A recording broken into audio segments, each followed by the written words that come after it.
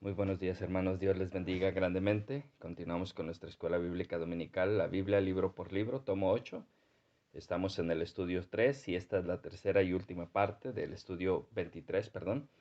Seguimos en Jeremías y su título es La caída de Jerusalén. El versículo clave se encuentra en Jeremías 39:18 y la palabra de Jehová nuestro Dios nos dice así: Porque ciertamente te libraré y no caerás a espada, sino que tu vida te será por botín, porque tuviste confianza en mí, dice Jehová.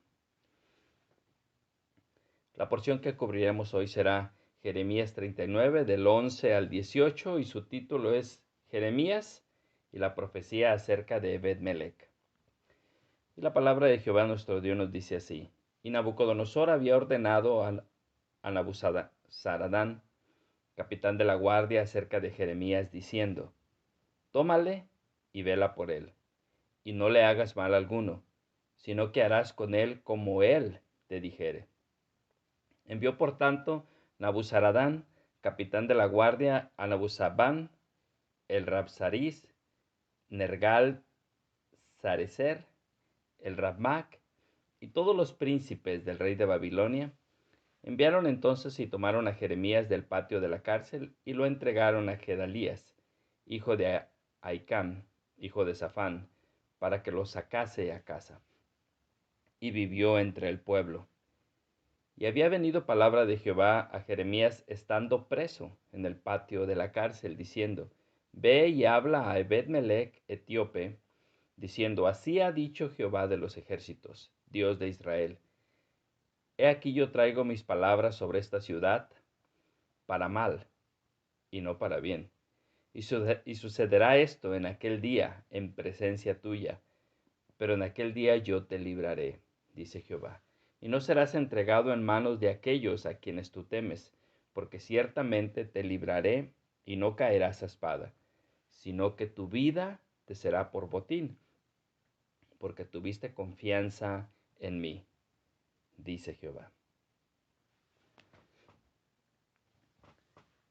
Hermanos, en esta porción de la Escritura miramos cómo Dios tiene gracia. Dios derrama gracia sobre nosotros y pone gracia aún en nuestros enemigos o los que buscan nuestra vida o buscan la destrucción de nuestro pueblo o la conquista del pueblo.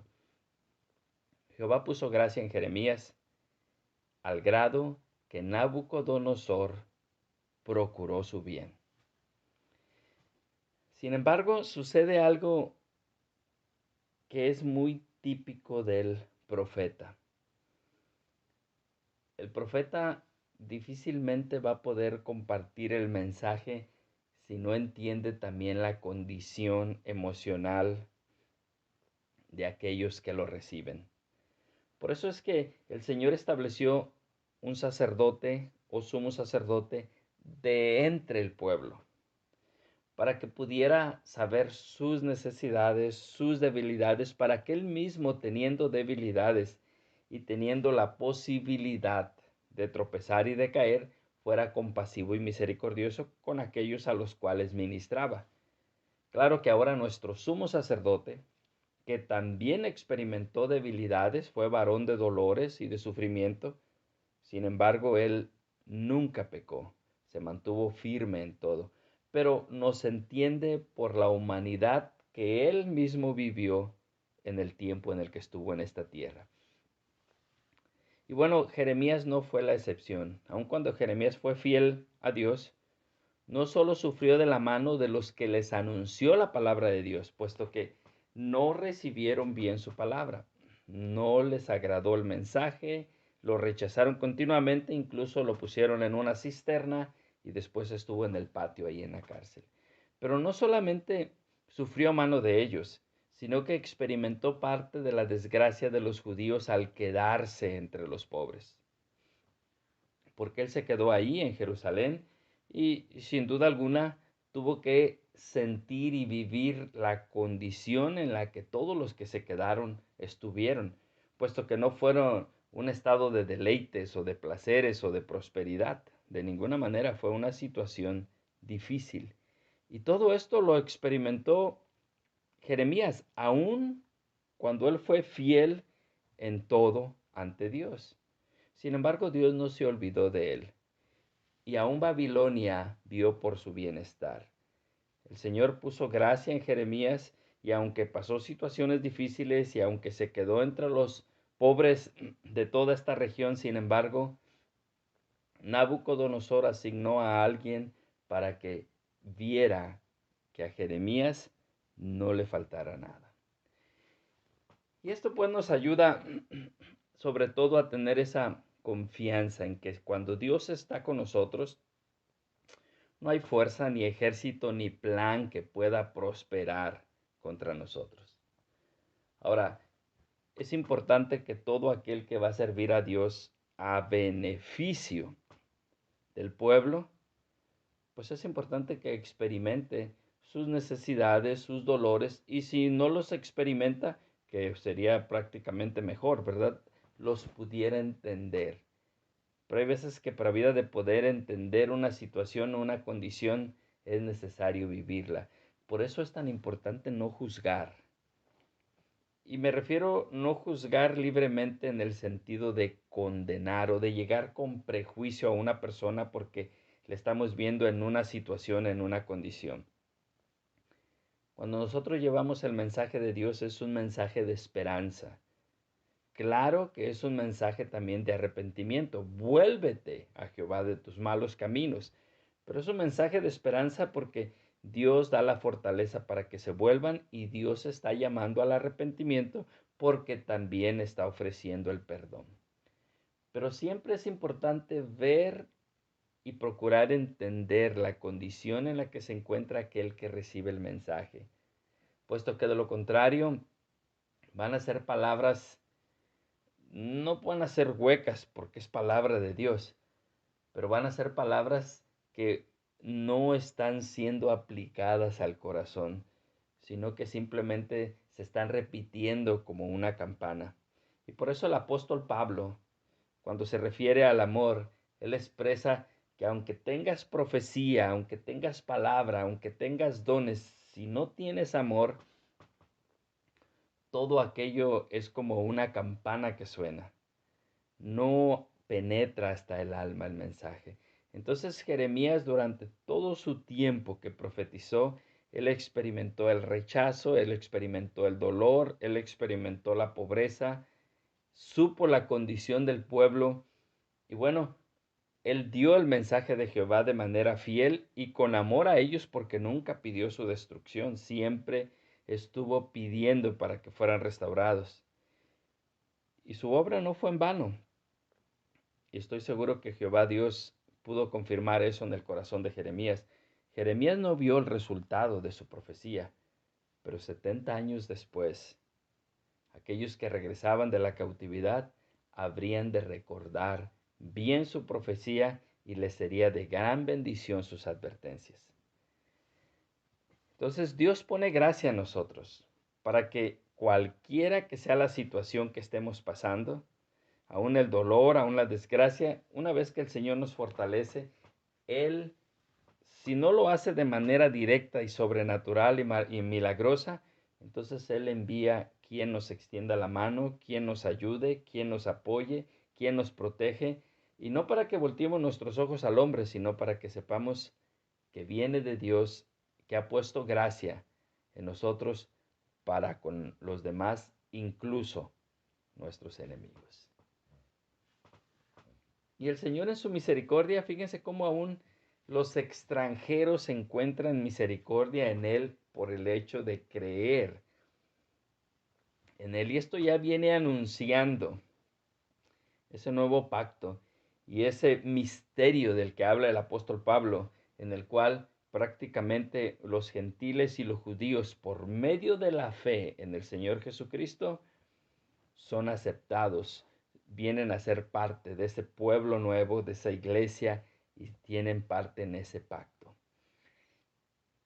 Así es de que cuando se habla de la profecía a Ebed-Melech, nos está recordando que a pesar de que este eunuco ni siquiera era israelita, era etíope, el hecho de que haya confiado en Dios y haya visto por el bien del profeta de Dios, el Señor le protegió y el Señor le bendició.